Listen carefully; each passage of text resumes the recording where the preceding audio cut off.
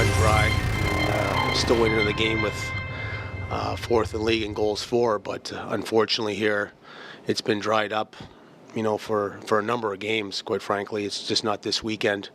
Not from lack of effort, not from lack of zone time, and not from lack of chances, So, unfortunately, we just weren't able to get goals at key times tonight, even before they built their lead, So, again, when you're not getting chances and they're not going in and then all of a sudden they're scoring, you chase the game a little bit. And that just happened again tonight where, they got the lead again after some missed opportunities. And, that's the way the game played out.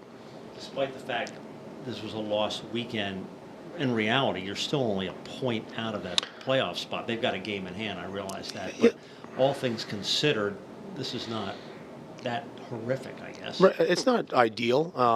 My message to the players was prior to going to St. John's, we came off a 6-game winning streak and played some pretty good hockey. I think we were 9-1 in that span as well, and 6 straight. So we are capable of putting a winning streak together. I still believe 95 points gets you in. Now, ideally, you got to go 4-1, and Bridgeport plays Providence back-to-back next weekend, Friday, Saturday. So, it's they need to lose some games, obviously, and we just got to go game to game here, and if we play that way in their building and get the number of chances, then hopefully we get some goals and able to come on top. You've been in this position before where you're chasing that spot this year, and you've played some of your best hockey through the month of March. So is that an encouragement for you as you make this final push? Well, I think, and I've said this before, since Christmas, we have not been able to, for whatever reason, beat the teams in front of us enough. We had a little bit of a stretch there. We beat Wilkes-Barre, we beat Providence at home, and we went into Bridgeport. But now all of a sudden, we're not able to get those games, and those are the ones you need. So, we're certainly capable of winning 5 straight or 4 out of 5. I'm not I'm not concerned about us not being able to put a winning streak together, but the puck is going to have to start going in for a number of our players, because I thought we had some guys that really played well tonight, and Walker, for instance, I thought he was fabulous tonight, and I finally put him back on the wing last night because he just unfortunately wasn't getting it done up the middle, but we don't have great center depth. But the Gusterson kid looks like a player, and but there's a number of guys that played hard tonight and had chances. Galiev, he could have had a hat trick halfway through the game, and it's just not going in for him. And it's been a while. I think maybe his last goal was against Providence at home. So, but I'm not going to fault his effort or his compete. It's just unfortunately not going in for him, and a couple of his go in that first period. He missed the net on the one, and then he had the goalie down and out from a nice pass from Gustafson. Those are 2 right there, and then he had that chance in the second too where Mile turned it over behind the net. So, those are 3 off the top of my head. So, but it is what it is, man. It's over, and got to move on. With that goal production issue, is part of the problem that you're getting the puck below the dots there, but some of the size issues are they cropping up at this point of the year? I don't know, but obviously Lehigh's got a huge set of D there. We talked a little bit in the second intermission about making a bit of an adjustment in terms of how we were getting to that blue paint on top of the blue paint with their bigger D. But I thought Lyon was the difference maker in that game tonight. And just like their goalie, the Bridgeport goalie last night was a difference maker, So, I don't have the analytics in front of me, and I guess at this point of the season, analytics kind of means nothing because we didn't win, but at the same time, we're definitely in the 20-plus grade A's again tonight, and it's only 2 goals, it's not enough, and it's just not that we lost 4-2, only have 2 goals. It's we're not getting the goals to carry momentum and get leads, and that's unfortunate here the last 2 nights. As a coach, do you find any difficulties in trying to energize your teams in late playoff runs like this? No, I think our team was extremely motivated going into last night. But, Friday night was one of those nights there where you could take a team for granted, you don't play the right way, and it kind of bites you, right? Because you assume we're gonna not that Hartford's a pushover because they beat Bridgeport last week, and those teams at the bottom, it's never easy. But as I use the analogy with the players yesterday morning with the Washington Capitals, they went in Arizona and got spanked the other night, but they've got a cushion. So, their coaching staff was probably as pissed off as we were as a staff after Friday's game, but we just didn't have that leeway in terms of having a dud, if you want to call it, on a Friday night, where all of a sudden now you can't beat Bridgeport and Lehigh, and those are points that we kind of lost by not playing the right way, which is unfortunate. But we moved on, and then the last two nights have been, I think we played great, but we just don't have the results. So that's much I can say. Gustafson was not able to make the trip up to St. John's. Will he be available for Toronto? And what is also the status of Leonardo and Ness?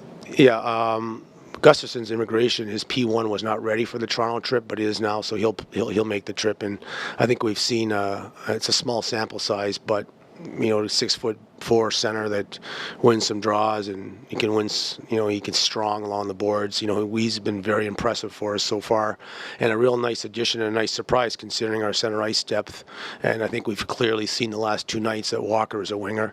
As I said to Walker this morning, it's very difficult to make a winger a center.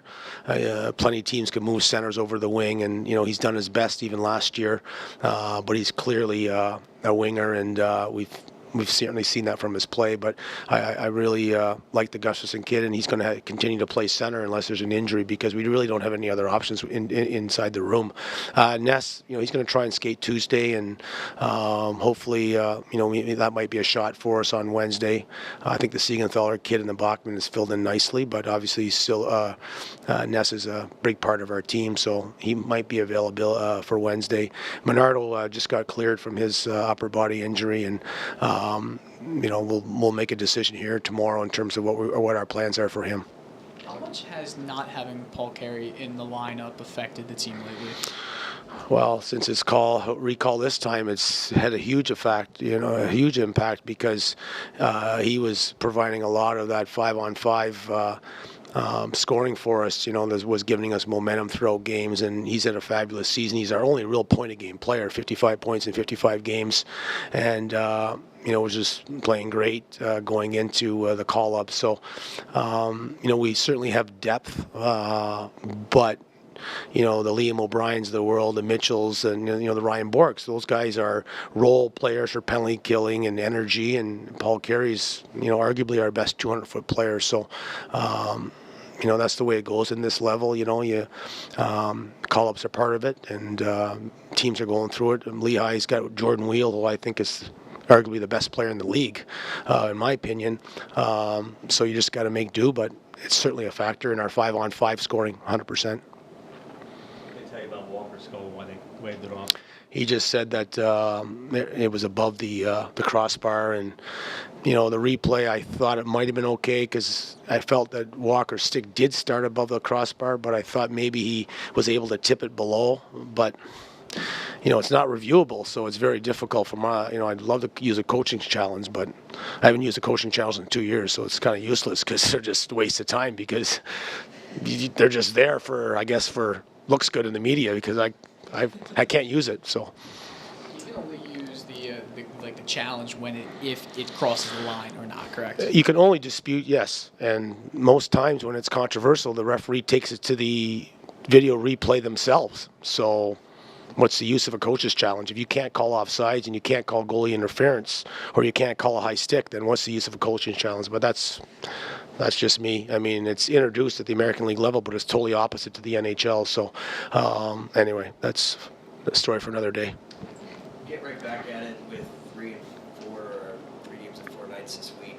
Would you like to have a little bit more practice time to try and work out these teams, or do you just want them to go out and play? Yeah, I think we pound the video, in terms of review from games and pre-scouts. So, I felt a little bit that the St. John's trip took a lot out of us. There was, we had a 17-hour trip back on Monday. So, there was a couple, not everybody, but there's some guys that looked a little bit tired this weekend. So we'll rest tomorrow, have a little practice on Tuesday. Then Wednesday, we'll do a day trip to Lehigh, and then probably do an optional Thursday. So, there's really not much practice time left. I think a rest here for our guys is probably going to be more beneficial based on that heck of a trip there last week. When you look at that schedule, that final 5 games coming up, is it daunting, or do you think it's good in the sense you're Well, I think that, we've had success with Toronto. Rochester is, on paper, I guess, something we should do all right with. And then, I'm not going to think too far ahead here, but Wednesday is, a tough building in Lehigh, and we've had moderate success in that building. So we'll have to go in and play our best hockey and hope that we can stop that transition game. I don't think they spent some time in our zone early, and they had some shots. They were firing some pucks.